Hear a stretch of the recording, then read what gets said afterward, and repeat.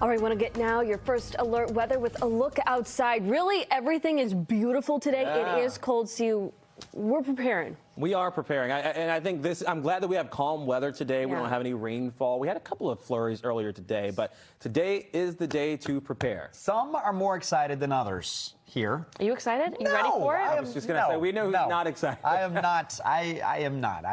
Even though I know, Tab, this is the time of year it's supposed to happen, all that kind of stuff. I just would I'm thinking of. You're still thinking of the beach. Yeah, I'm thinking. You've had a 2-year hiatus to prepare for a decent winter storm. I know. It's been 678 days, I think, since our last single day with 3 inches of snowfall. So it's been some time. Amazing that you have that on the top of your mind. Well, I know. I have to think about a lot of numbers. We got a storm on the way. Widespread snow is anticipated from this next storm. We've been saying that for quite some time, too. At the very least, the last 48 hours to almost 72 hours. The impacts do start Saturday night. We're thinking closer to 9 p.m. for the onset of just a couple of flakes mixed in with some rainfall as well. Speaking of a mix, this is likely a rain-snow mix across the coast. The water temperatures, and you will see this coming up in just a moment. The water temperatures are 44 to 45 degrees. It is very difficult to make those things budge in a 72-hour span. That's something that really happens over a longer period of time, and that will have an influence, I think, on some of our coastal communities getting a mix of rain and snow instead of one or the other. Speaking of the coast, by the way, strong winds coming in out of the east and at some points northeast as well, bringing in wind gusts between 40, maybe even 50 miles an hour across the outer Cape and the islands. This is a quick moving shot of a disturbance, so it's in and out in practically a day's time. I showed you this just a moment ago, what we were likely to see or come across in Boston, a mixed bag of precipitation to really start with a mix of rain and snow and even some ices or sleet rather, not specifically frozen rainfall. That would be freezing rain. I don't think we have that because our air temperatures are 34, 35, and 36 degrees throughout Sunday morning. And then we start to see this taper over into mostly snow. This is about 9 a.m. on Sunday, pushing all the way till about 7 o'clock or 8 o'clock Sunday evening. At some point, our wind direction will shift, and as that front is setting in, then we'll really see that rapid onset or change over into snow. For the Cape and the Islands, it's a little bit different of a story. I think you still have a chance across the outer Cape if you're perhaps in Falmouth or even Harwich too. Rain is what this will start at.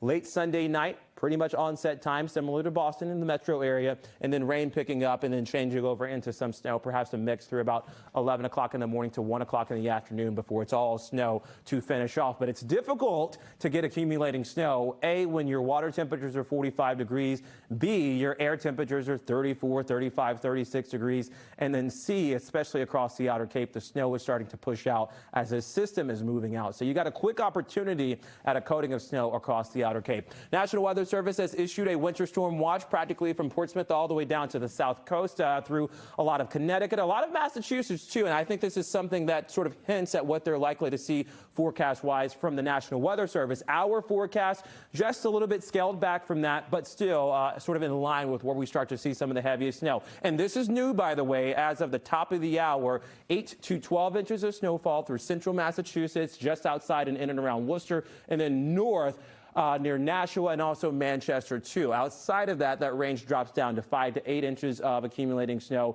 And then Boston's likely to get anywhere from 1 to 3 inches of snow, I think, across the downtown and the airport. But quickly picking up once you get farther away from the coast. For example, in Canton and Norwood and Dedham and Needham, a lot of Metro West likely looking at 3 to 5 inches of accumulating snow showers, and this stretches all the way north to cover portions of Essex County. So the storm, it is coming in. We've still got a lot of time to fine-tune stuff. And I do think the winds will be a very large component of what we're likely to see from this storm, too. So please don't overlook a single element of this storm. This is one cumulative piece all coming together. Wind gusts 35, 45, maybe even 50 miles an hour. Keep in mind that it not only reduces visibility when you talk about a blowing snow or wind-driven rain, but also ups the chance of power outages as well. Luckily, this disturbance is done by the day's end on Sunday. We get to Monday, and check this out.